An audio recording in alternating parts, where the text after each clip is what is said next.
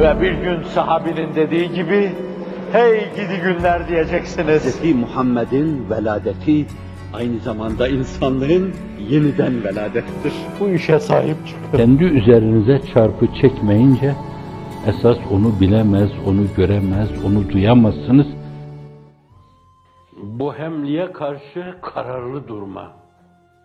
Namaz kılsan da, oruç tutsan da, havai nefsin arkasından koşuyorsan, hiç farkına varmadan yaptığın o güzelliklere, yok siyasi İslam, yok Müslümanlık, yok bilmem neyi getireceğim, çoktan ona güve düşmüş, onu yemiş, onu didik didik etmiş, lif lif parçalamış. Öbür tarafa gittiğin zaman, İflas hadisiyle ifade edildiği gibi, eli boş, yüzü kapkara olarak gideceksin öbür tarafa. Bu hemliye karşı bağışlayın, kararlı durmak.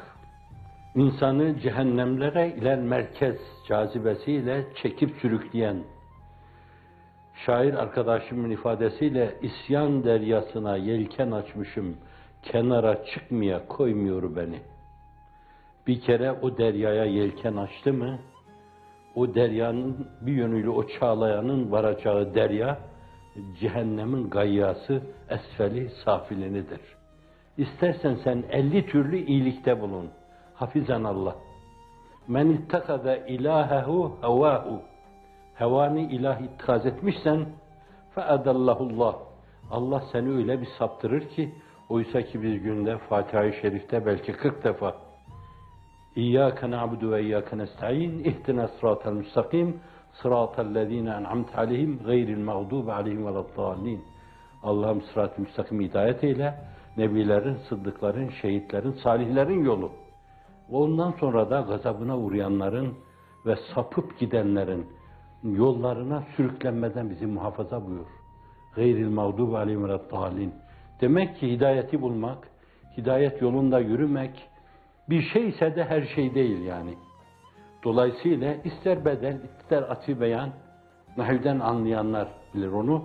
O da neyi ifade ediyor, onu ona göre değerlendirin. Evet, hidayette olabilirsiniz. Sırat-ı müstakimde, enbiya yolunda yürüyebilirsiniz.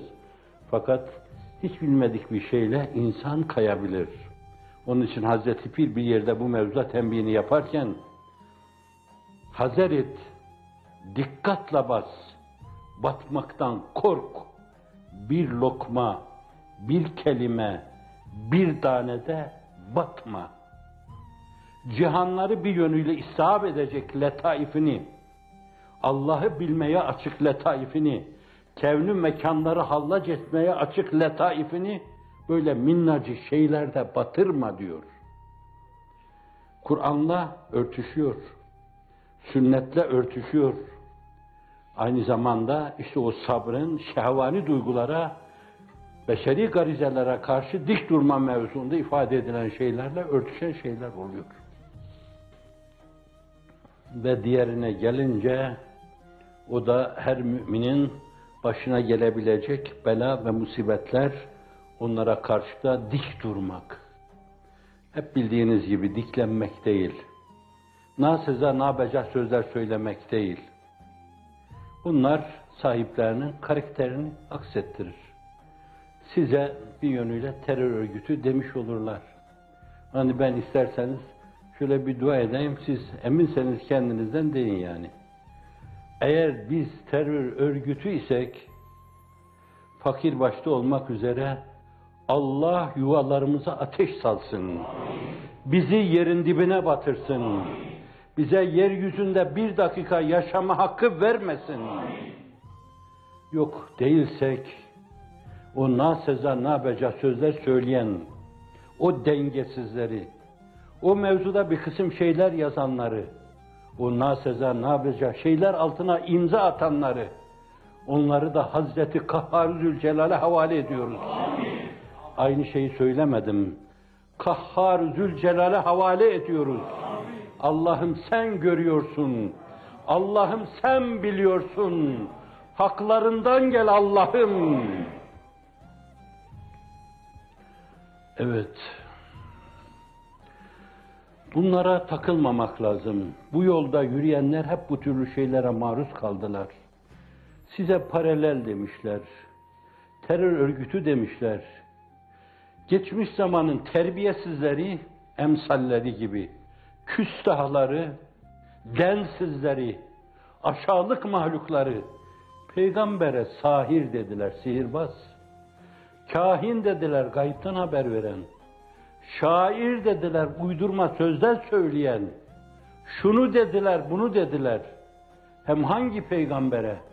40 yaşına kadar sıddık dedikleri, emin dedikleri, ismet sahibi dedikleri, masum dedikleri, fetanete azam sahibi dedikleri, abide bir şahıs hakkında 40 yaşından sonra beşeri garizelerin kontrol altına alındığı dönemde, olgunluk döneminde, artık o güzellikler tabiatına mal olduğu bir dönemde, vahiy ile müeyyed olmak suretiyle Allah'la irtibatın güçlendiği bir dönemde, kalkıp böyle nadide bir kâmete, biraz evvel saydığım şeyler ve daha neler neler dediler.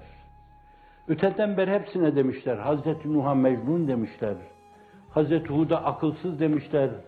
Hazreti Şuayb'e bilmem ne demişler. Kavmin olması hakkından geliriz. Hazreti Lut'a ne demişler? Hazreti İbrahim'i ateşe atmışlar. Bu yol budur diyecekler, edecekler, söyleyeceklerini söyleyecekler.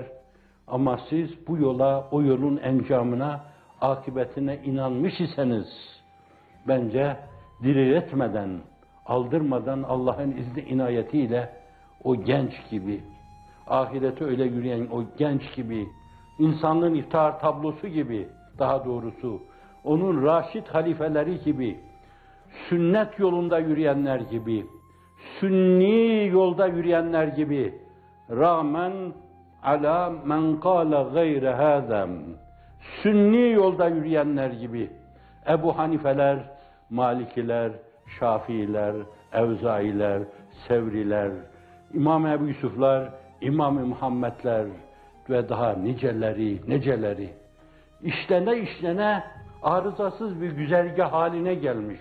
O mübarek, o nurani yolda, etrafında projektörler olan o yolda ve aynı zamanda inayeti ilahi ile teyidat, hıfzı inayet altında bulunan o yolda diretmeden yürümeye devam edeceksiniz. Ne için yürüyeceksiniz? Allah'tan kopmuş kalplerin yeniden Allah'la buluşturulması, İslam'ın mübarek çehresine değişik terör örgütleriyle, her türlü terör örgütünün Allah belasını versin. Her türlü terör devletinin Allah belasını versin. Her türlü terör organizasyonun Allah belasını versin. Her türlü hak tanımayanın Allah belasını versin. Her türlü adaleti ayak altına alanın Allah belasını versin. Her türlü haksızlık yapanın, adaleti çiğneyenin Allah belasını versin. Bütün terör örgütlerinin de Allah belasını versin. Saymaya gerek var mı? IŞİD diye, Boko Haram diye, El-Kaide diye, En-Nusra diye, Eş-Şebab diye, İslam'ın direkşan çehresine, güneş gibi pırıl pırıl çehresine işledikleri cinayetle zift saçan. Hani zift medyası var ya, sürekli etrafa zift saçıyor. Bunlar da İslam'ın çehresine zift saçıyorlar. Siz bu ziftleri silmek üzere, İslam'ın hakiki çehresinden silmek üzere şeddi rihal etmiş, seferberliğe çıkmış insanlarsınız. Ve buna insanlık hizmet yolu diyor. İnsanlığı doğruluğa çağrı yolu diyor. Cenab-ı Hak sizi bu yolda sabit kadem eylesin. Oruç ayı olan Ramazan-ı Şerif'i bu mevzuda hakkımızda eşref saat gibi yapacağımız bütün duaların kabulüne vesile kılsın. Sizleri dünyada utandıracak, ahirette mahcup edebilecek şeylerin altında ezilmeden masum ve mahfuz buyursun. Ters düşünenleri, yanlış düşünenleri, kendini denaate salanları da Allah engin hidayetiyle hidayet eylesin. Onlara da merhamet buyursun. Hidayetlerini murat buyurmuyorsa biz de onları sana havale ediyoruz ey Rabbimiz. sen bilirsin. Vesselam.